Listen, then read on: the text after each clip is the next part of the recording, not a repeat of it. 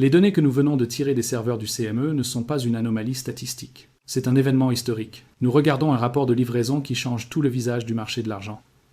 Au cours des dernières 48 heures, nous vous avons averti que l'interdiction d'exportation chinoise allait briser la chaîne d'approvisionnement. Nous vous avons averti que les banques étaient piégées. Nous vous avons averti que le marché physique divorçait du marché papier. Mais ce qui s'est passé aujourd'hui à 14h30, heure de l'Est, dépasse tout avertissement que nous aurions pu émettre. Nous assistons au retour du fantôme de 1980 sur le parquet de la bourse. Nous assistons à une ruée physique sur le métal que nous n'avons pas vue depuis l'époque des frères Hunt. Abonnez-vous à cette chaîne et activez la cloche. Ce que vous allez entendre dans les prochaines minutes est la preuve que la guerre de l'argent a commencé. J'ai le rapport de livraison du CME Group juste devant moi. Regardons les chiffres bruts, car les chiffres ne mentent pas. Aujourd'hui, vendredi 2 janvier, la bourse a émis 168 avis de livraison. C'est 5 840 000 onces d'argent demandées en une seule session. Mais si vous faites un zoom arrière de seulement 24 heures, si vous combinez le rapport d'aujourd'hui avec le pic massif que nous avons vu hier, jour de l'an, le nombre total de contrats en attente de livraison dans les 2 premiers jours de 2026 est de 3 446. Laissez-moi répéter ce nombre, lentement, pour que vous puissiez visualiser la montagne de métal qu'il représente. 3 446 contrats. Multipliez cela par 5 000 onces par contrat. C'est 230 000 onces d'argent physique déplacées en 48 heures. Pour mettre cela en perspective, l'industrie minière mondiale produit environ 800 millions d'onces par an. Cela signifie que dans les 2 premiers jours de l'année, avant même que la plupart des traders ne soient revenus de leurs vacances de Noël, le COMEX a été forcé de cracher 2% de la production mondiale annuelle totale. Ce n'est pas du hedging commercial. Ce n'est pas un flux industriel. Une usine ne commande pas 17 millions d'onces d'argent un vendredi après-midi. C'est un bank run. C'est un raid sophistiqué, coordonné et brutal sur l'inventaire physique de la bourse. Appuyez sur le bouton Like si vous voulez comprendre qui a déclenché cette guerre. Vous devez comprendre la signification de la date. Pourquoi le 2 janvier? Pourquoi cette urgence? Parce qu'à partir de ce matin, l'interdiction d'exportation chinoise est en vigueur. Le mur chinois dont nous avons parlé est maintenant une réalité. L'approvisionnement venant de l'Est a été réduit à 0, et les requins de New York le savent. Ils savent que les 39 millions d'onces qui se trouvent dans les coffres enregistrés sont les dernières onces facilement disponibles sur la planète Terre. Ils savent que dès que ces onces seront parties, le prix passera à pas d'offre. Alors ils n'ont pas attendu, ils n'ont pas trempé leurs orteils dans l'eau. Ils ont écrasé le bouton d'achat et exigé la livraison immédiate de 17 millions d'onces. Ils ont retiré près de la moitié de l'inventaire enregistré disponible en 2 jours. Si ce rythme continue pendant encore 48 heures, le COMEX s'effondre. Mathématiquement, il ne peut pas survivre une semaine de plus à cette pression. Nous observons une liquidation d'inventaire déguisée en session de trading. Et la partie la plus terrifiante de ce rapport n'est pas seulement le volume, c'est l'intention. Quand nous avons vu 17 millions d'onces bouger en 1980, c'était 2 frères du Texas qui essayaient de cornériser le marché.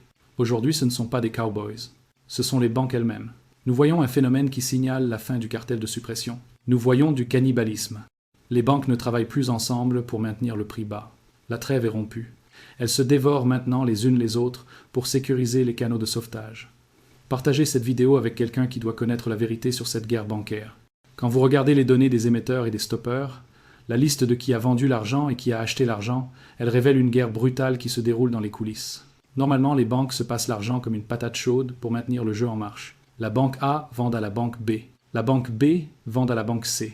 Et personne ne retire réellement le métal du coffre. C'est un jeu de papier.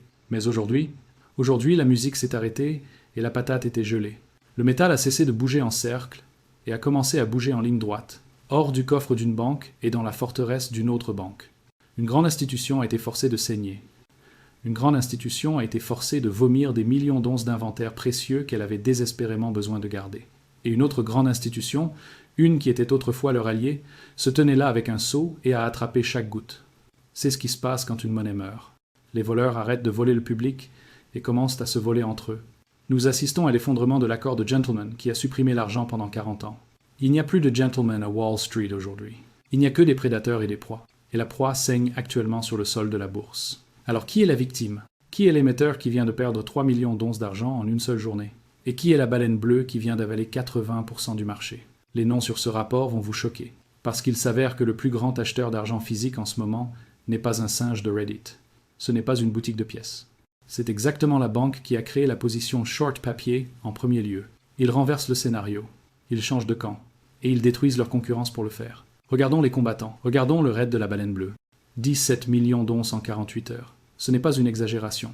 C'est la preuve que tout ce que j'ai expliqué dans le document de la description se produit en temps réel. Les 7 signaux d'alerte. Nous venons de voir le 6e.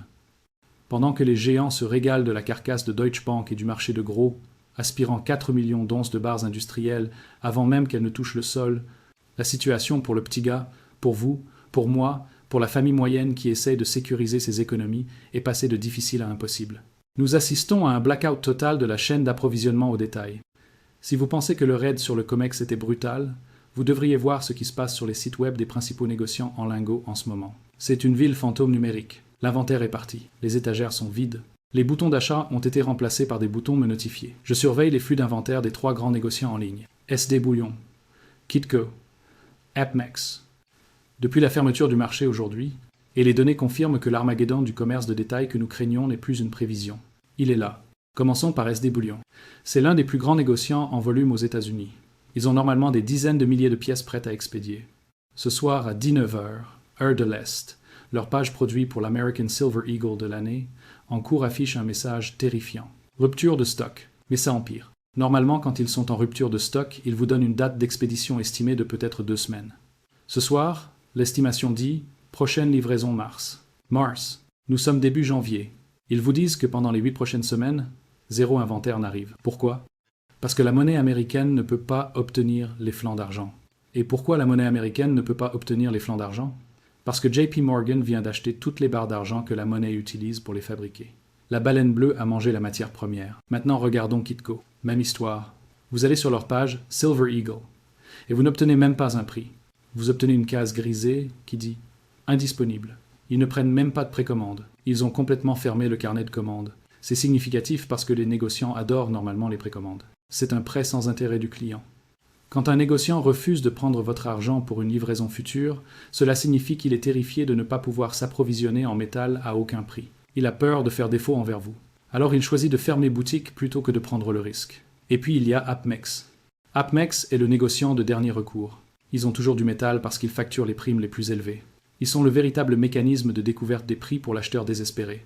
Et en ce moment, ils ont effectivement quelques Eagles en stock, mais regardez le prix. Je regarde la liste en direct pour un seul American Silver Eagle, année aléatoire.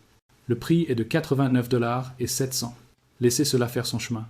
89$. Le prix spot COMEX, le prix auquel les banques négocient, est de 60 et 11$. C'est une prime de 18$. C'est un supplément de 25% juste pour mettre la main sur le métal. Et c'est pour une pièce année aléatoire rayée. Si vous voulez une pièce flambant neuve en qualité frappe, le prix pousse vers 95$. C'est la bifurcation dans sa forme la plus brute. JP Morgan paye 60 et 11$ parce qu'ils achètent 4 millions d'onces. Vous payez 89$ parce que vous achetez une once. La remise de gros est devenue une taxe de détail. Les banques ont effectivement clôturé l'argent bon marché pour elles-mêmes et ont laissé le public se battre pour les restes à une majoration massive. Et savez-vous pourquoi les primes explosent? Ce n'est pas seulement de la cupidité, c'est le coût de remplacement. Les négociants savent ce qui vient de se passer au COMEX. Ils ont vu le rapport de livraison. Ils savent que JP Morgan et Citigroup ont cornérisé le marché aujourd'hui. Ils savent que demain, quand ils appelleront leurs grossistes pour se réapprovisionner, le téléphone ne sera pas décroché. Ou s'il est décroché, le prix sera 10$ plus élevé. Alors ils augmentent leur prix ce soir pour se protéger. Ils intègrent la pénurie que JP Morgan vient de créer. C'est l'effet de ruissellement d'un raid bancaire. D'abord, les grandes banques pillent la bourse. Ensuite, les monnaies manquent de barres industrielles. Ensuite, les négociants manquent de pièces. Et finalement, la prime s'envole vers la lune. Nous sommes dans la phase finale de cette réaction en chaîne. 60 et 11$ sur l'écran. 89$ au comptoir. Ce n'est pas de l'inflation. C'est de la confiscation par la découverte des prix. La formule mathématique derrière tout cela, comment les banques font fonctionner ce système depuis 1971 est dans le document du commentaire épinglé. Ce sont les données qui révèlent toute la fraude. Et si vous pensez pouvoir simplement passer au round générique, vous savez, les Buffalo Rounds ou les barres simples, bonne chance. La prime sur les génériques est passée de 2 à 8$ du jour au lendemain. Même le junk silver, ces vieilles pièces de 10 cents et quart d'avant 1964 que personne ne voulait, se négocie avec une prime de 40% au-dessus de sa valeur de fonte. Il n'y a plus d'argent bon marché. La marée s'est retirée et il n'y a plus rien sur la plage que du sable. Alors si vous êtes assis là à attendre une baisse pour acheter, vous regardez le mauvais graphique. Le graphique papier pourrait baisser à 65$ demain si les banques décident de jouer à des jeux. Mais le prix physique chez AppMex ne va pas à 65$. Il va à 90$. puis $100. Parce que l'offre est partie.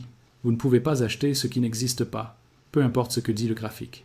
Et où est passée toute cette offre? Elle n'a pas simplement disparu dans les airs. Elle est passée de la pile disponible à la pile non disponible. Nous devons suivre le mouvement de l'inventaire. Nous devons regarder les données des coffres de ce soir pour confirmer les dégâts. Parce que pendant que les négociants sont en rupture de stock, les coffres de New York et Shanghai saignent. Le drainage que nous avons vu aujourd'hui dans l'inventaire enregistré est la preuve mathématique que ce squeeze est terminal. Regardons les chiffres des coffres, regardons le drainage. Le drainage n'est pas un filet, c'est une hémorragie. Pendant que les sites web de détail affichent des panneaux rupture de stock, les rapports d'inventaire officiels des deux plus grandes bourses du monde, le COMEX à New York et le Shanghai Futures Exchange en Chine, confirment que la fondation physique du marché s'effrite. Nous venons de recevoir le rapport de compensation de fin de journée pour les coffres du COMEX, publié à 17h, heure de l'Est. Et le chiffre est dévastateur. L'inventaire d'argent enregistré, le métal qui est réellement disponible pour régler ces demandes de livraison massive, s'est effondré à 39, 4 millions d'onces. Rien que dans les dernières 24 heures, nous avons vu un retrait net de 2, 8 millions d'onces de la catégorie enregistrée. Maintenant, connectez les points. Deutsche Bank a livré 3, 2 millions d'onces aujourd'hui. JP Morgan et Citi ont stoppé 4 millions. Et l'inventaire a chuté de 2, 8 millions. Cela nous dit exactement ce qui est arrivé au métal. Il n'a pas juste changé de propriétaire et est resté dans le coffre. Il a été retiré du marché. JP Morgan n'a pas acheté cet argent pour le négocier. Ils l'ont acheté pour l'enterrer. Ils l'ont déplacé de enregistré, disponible, à éligible, pas à vendre, ou ils l'ont chargé sur des camions blindés. Ce sont 2, 8 millions d'onces qui ne seront plus jamais vendus à 60 et 11 $. C'est parti. Cela a été définitivement séquestré par le cartel bancaire. Et si vous pensez que 39 millions d'onces semble être beaucoup de métal restant, vous vous trompez. Nous venons de voir 17 millions d'onces de demande en 48 heures. Faites le calcul. 39 millions divisé par 17 millions. Au taux de consommation actuel, à la vitesse actuelle des raids banque contre banque, le COMEX a environ 2 jours et demi d'inventaire, restant avant d'atteindre le zéro absolu. 2 jours et demi, nous fixons le drainage. Nous venons également de recevoir les chiffres d'inventaire nocturne du Shanghai Futures Exchange. Rappelez-vous, la Chine vient de rouvrir aujourd'hui après les vacances. Au moment où les portes se sont ouvertes, le vide s'est activé. L'inventaire total d'argent dans les coffres de Shanghai est tombé à 681 tonnes métriques. Ils ont perdu 46 tonnes en une seule session de trading. Laissez-moi traduire cela. 46 tonnes représentent environ 5 millions d'onces. Donc le tout premier jour où la nouvelle interdiction d'exportation est entrée en vigueur, le marché intérieur chinois a consommé 5 millions d'onces de son propre stock. Cela confirme notre pire crainte. Le marché chinois est en panique.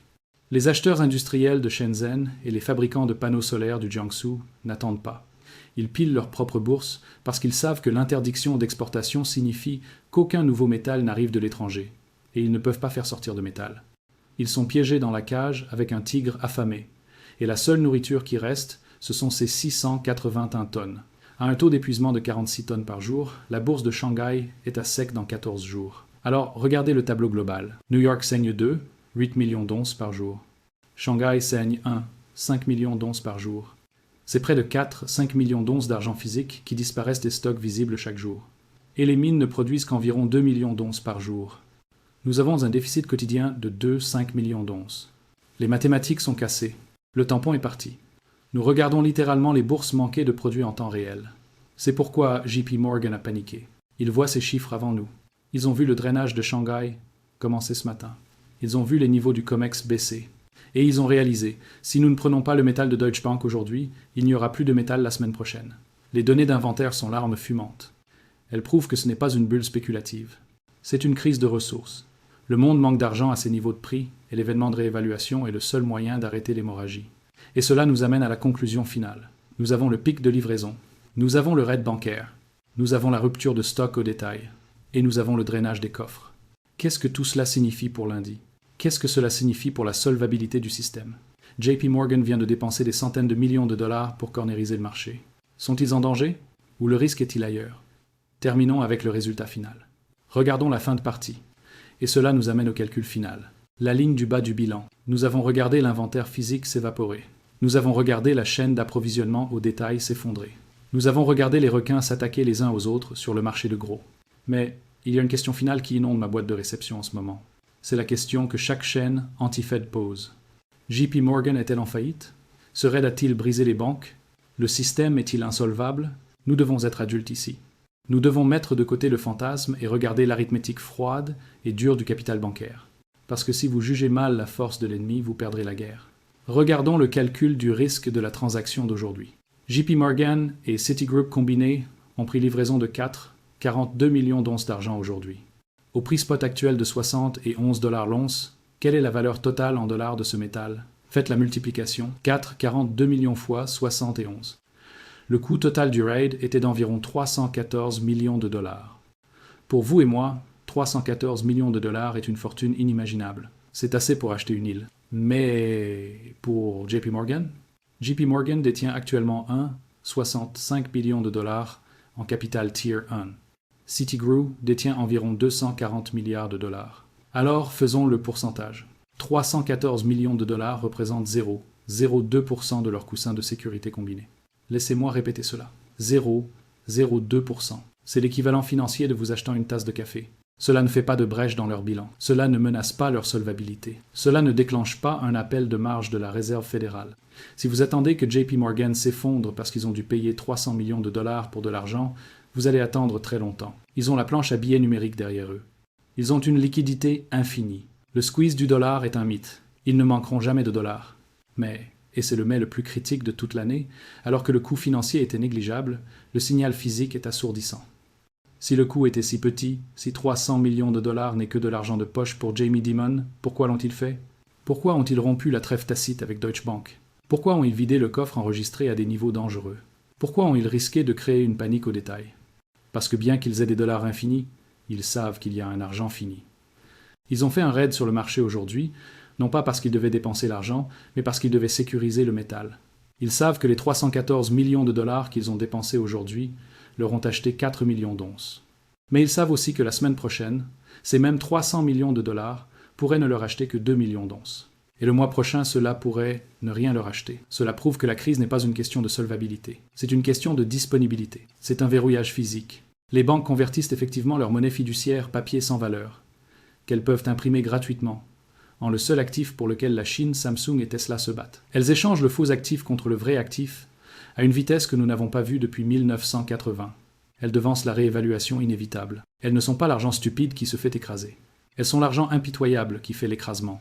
Elles écrasent Deutsche Bank. Elles écrasent l'acheteur au détail. Elles écrasent l'utilisateur industriel. Elles ramassent les jetons restants sur la table avant que les lumières du casino ne s'éteignent. Et cela redéfinit le champ de bataille pour lundi matin. Nous ne regardons plus un short squeeze papier, où nous espérons que le prix monte pour que les banques perdent de l'argent. Les banques se sont déjà couvertes. Elles ont déjà changé de camp. Elles sont maintenant long physique. Nous regardons une guerre banque contre banque pour la survie. C'est Deutsche Bank contre JP Morgan. C'est l'Ouest contre l'Est. C'est ceux qui ont contre, ceux qui n'ont pas. Dans cette guerre, le prix spot de 60 et 11 $ n'est qu'un chiffre sur un écran. C'est un outil de tromperie. Pendant que le ticker dit 60 et 11, l'inventaire dit critique. Pendant que le ticker dit 60 et 11, l'étagère de détail dit rupture de stock. Pendant que le ticker dit 60 et 11, le coffre de Shanghai dit moins 46 tonnes, 3 prix, 3 réalités. Le guide dans la description vous montre exactement comment vous positionner avant que ces 3 réalités n'explosent en une seule. Le temps pour cela se mesure en jours, pas en semaines. Alors voici le résultat final pour les premières 48 heures de 2026. Nous avons été témoins d'un pic de livraison de 17 millions d'onces, un niveau jamais vu depuis 46 ans. Nous avons été témoins de la cannibalisation d'une grande banque de lingots. Nous avons été témoins de la fermeture de la fenêtre de détail. Et nous avons été témoins de l'accélération du drainage des coffres. Ce n'est pas un exercice. Ce n'est pas un exercice. Le scénario Silvergeddon est en direct. La physique du marché a pris le dessus. Le prix du papier est maintenant sans importance. La seule chose qui compte est la possession. Si vous l'avez, vous gagnez. Si vous attendez une baisse, vous perdez. Parce qu'au moment où la baisse arrive, l'inventaire sera parti. Ne regardez pas le graphique. Regardez le coffre. N'écoutez pas la Fed. Écoutez le son de 3 millions d'onces quittant Deutsche Bank. La guerre a commencé et les banques viennent de tirer le premier coup les unes sur les autres. Tenez bon. Restez en sécurité. Et ne vendez jamais votre physique pour leur papier. Abonnez-vous à cette chaîne pour les mises à jour du front. On se voit lundi.